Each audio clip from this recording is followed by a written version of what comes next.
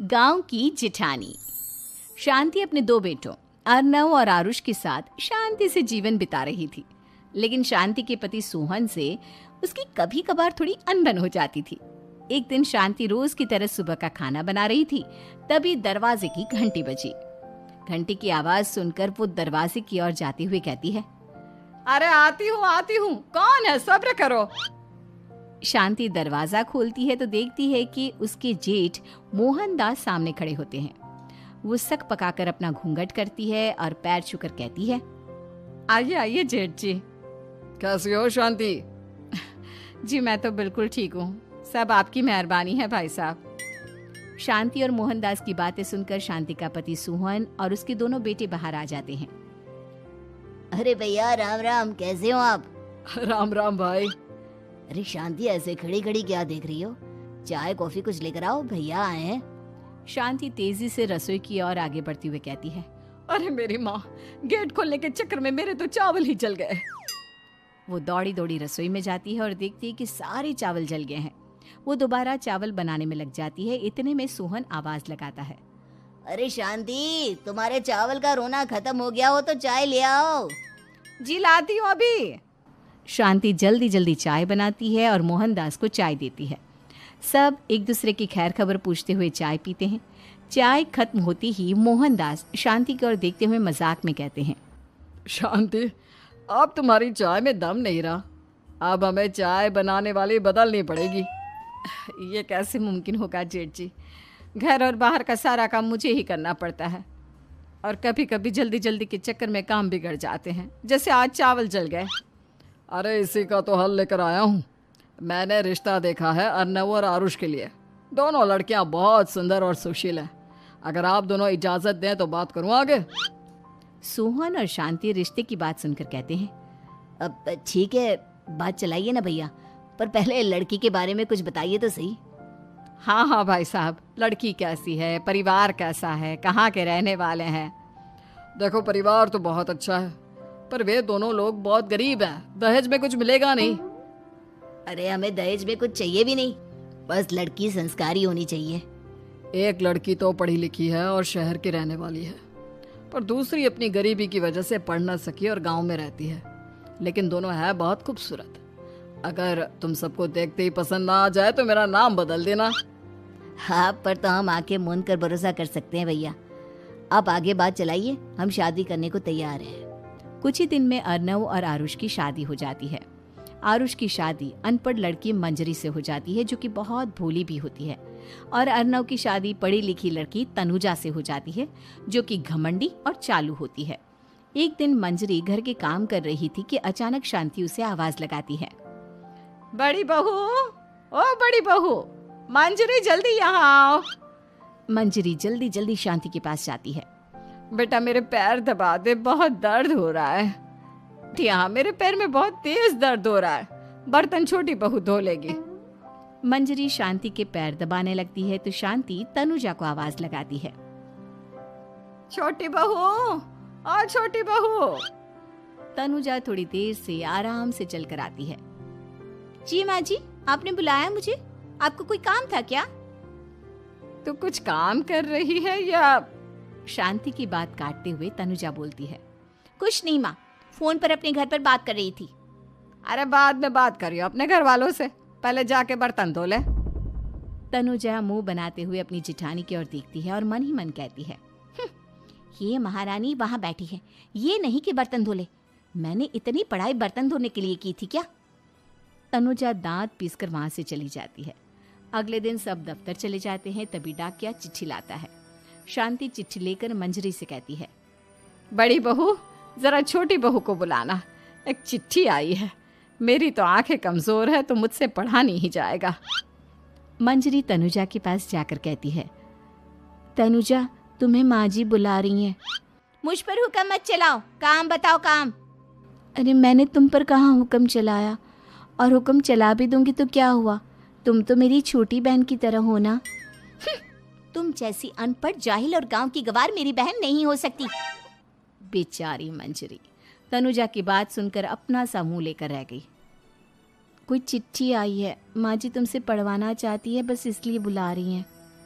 मुंह टेढ़ा करके तनुजा मंजरी का मजाक बनाती हुए कहती है, अनपढ़ कहीं की। तनुजा का ऐसा बर्ताव देखकर बड़ी बहू बहुत दुखी होती है। तनुजा को अपनी पढ़ाई का घमंड इतना हो गया कि अब वो घर के कोई काम नहीं करती और अपनी जेठानी का मजाक बनाती रहती। तनुजा का ये बर्ताव अब उसकी सास को भी नजर आने लगा था। एक दिन शांति ने अपनी बड़ी बहू से कहा, मंजरी, तनुजा हर समय तुम्हारा मजाक उड़ाती है, तुम्हें गुस्सा नहीं आता क्या? आता तो है माँ जी, लेकिन मैं क्या करूं? जब भी उसे कुछ बोलती हूँ वो और भी जली कटी बातें मुझे सुनाकर चली जाती है। मैं उसे अपनी छोटी बहन की तरह प्यार करती हूँ, लेकिन उसके दिल में मेरे लिए कोई इज्जत नहीं। बहू, तूने वो कहावत सुनी है, जुल्म करने वाले से ज्यादा जुल्म सहने वाला अपराधी होता है। मंजरी अपनी सास का इशारा समझ जाती है। वो अपनी देवरानी को सबक सिखाने की ठान लेती है और एक दिन शांति अपनी दोनों बहुओं के साथ बैठी थी तो शांति अपनी बड़ी बहू से पूछती है, अरे बहू, शाम होने को है, कुछ सोचा है क्या बनेगा खाने में? माँ जी, मेरे तो सर में बहुत दर्द है आज। मेरी प्यारी देवरानी ही कुछ अंग्रेजी खाना बनाकर खिलाएगी। सुना है पढ़े लिखे लोग अंग्रेजी खाना बहुत अच्छा बनाते हैं, क्यों तनुजा? इतना कहकर मंजरी अपनी सास की ओर देखकर मुस्कुरा दी। तनुजा अपनी तारीफ सुनकर बहुत खुश हो गई। इतने में शांति कहती है, ये तो सच बात है छोटी बहू, ये तो मैंने भी सुना है। हम भी पक गए हैं बड़ी बहू के हाथ का खाना खा खा कर। तनुजा, तुम्हारी माँ भी तो तुम्हारे खाने की बहुत तारीफ करती हैं। आज हमें भी खिला दो कुछ अच्छा सा बनाकर। शांति की बात सुनकर छोटी बहू और आसमान पर चढ़ गई, पर उसे ये कहाँ पता था कि उसकी सास और जेठानी उसे सबक सिखाना चाहती हैं। तनुजा अपनी तारीफ सुनकर खुश तो बहुत होती है, पर सोचने लगती है, मुझे तो कैसा में मिल जाएगी। अरे छोटी बहू, क्या सोच रही हो? खिलाओगी ना अपने हाथ का अंग्रेजी खाना? छोटी बहू हाँ में सर हिला देती है। अचानक से उसके दिमाग में एक आइडिया आता है। मैं इंटरनेट से देखकर कुछ बना लेती हूँ, मेरी वाहवाही पूरे घर में हो जाएगी। मुझे कौन सा रोज रोज बनाना है। माँ जी, आज आप सबको ऐसा खाना खिलाऊंगी कि। इतने में शांति छोटी बहू की टांग खींचते हुए कहती है कि पता नहीं कैसा खाना खिलाओगी। ए ऊपर वाले, हमारी रक्षा करना। इतना बोलकर शांति और मंजरी दोनों जोर जोर से हंसने लगते हैं। अब तनुजा रसोई घर में चली जाती है और खाने की तैयारी करने लगती है, पर उसे रसोई घर की चीज़ों के बारे में तो कुछ नहीं पता। जैसे तैसे सारी चीज़ें निकालती है और इंटरनेट पर देखकर खाना बनाती है। कुछ ही देर में सब लोग घर आ जाते हैं। अरे सुनते हो, आज का खाना हमारी छोटी बहू बना रही है। अरे वाह, आज तो फिर कुछ अंग्रेजी खाना खाने को मिलेगा। कुछ ही देर में खाना बन जाता है तो छोटी बहू सबका खाना लगा देती है।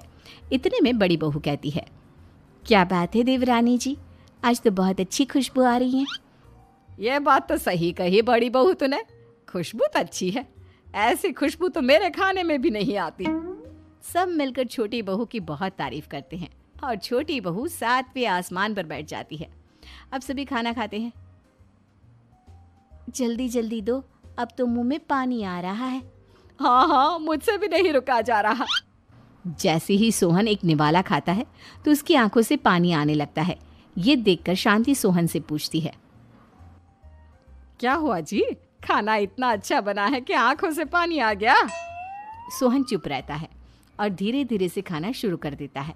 इतने में सोहन छोटी बहू से कहता है, बेटी तुम भी तो खाओ, तुम क्यों रुकी हो? खाना सच में बहुत अच्छा है। ये कहकर सोहन जोर से हंस देता है। फिर सब खाना खाने लगते हैं, लेकिन खाने में नमक और मिर्च तेज हो गई थी। तनुजा से कोई कुछ नहीं बोलता, बल्कि उसे भी खाने को कहते हैं। जैसे ही छोटी बहू खाना खाती है वो पानी पानी कहकर चिल्लाती है, पानी, इसमें तो पानी। ये खाना तो सच में इतना अच्छा बना है कि हमारे साथ साथ देवरानी जी भी इसके स्वाद को कभी नहीं भूल पाएंगी। सही कहा बहू। तनुजा को अपनी गलती का एहसास हुआ और उसने अपनी सास से कहा, माँ जी ये मेरी गलती नहीं है, इंटरनेट पर दिखाया था कि 4 चम्मच नमक और मिर्च डालने हैं। अब मंजरी को भी मौका मिल गया और उसने तनुजा पर तंज कसा। नाच न जाने आंगन टेढ़ा, हर जगह अपनी पढ़ाई दिखाती हो, दूसरों का मजाक उड़ाती हो। अब पता चला ना, हर चीज़ में पढ़ाई काम नहीं आती। और तुम तो शहर में रही हो, तुम्हें तो मुझसे भी अच्छा खाना बना।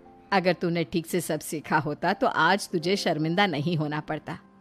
बात शहर या गांव की नहीं होती। मंजरी गांव से आई है, लेकिन उसे घर का काम करना और खाना बनाना सब अच्छी तरह से आता है। तुम शहर में रही हो, तुमने ये सब क्यों नहीं सीखा? छोटी बहू सर नीचा कर सबसे माफी मांगती है और बहुत शर्मिंदा होती है। दीदी मुझे माफ कर दो, मैंने आपको बहुत बुरा भला कहा, पर आपने मुझे हमेशा ही माफ किया। आज मुझे अपनी गलती का एहसास हो गया है। अब दोनों बहुएं मिलकर घर का काम करने लगी और एक दूसरे को अपने गुण बांटने लगी। मंजरी ने अपनी देवरानी को खाना बनाना और घर का काम करना सिखाया, वहीं तनुजा ने भी अपनी जिठानी को पढ़ना लिखना सिखाया। शांति और सोहन ऐसी बहुएं पाकर बहुत खुश थे।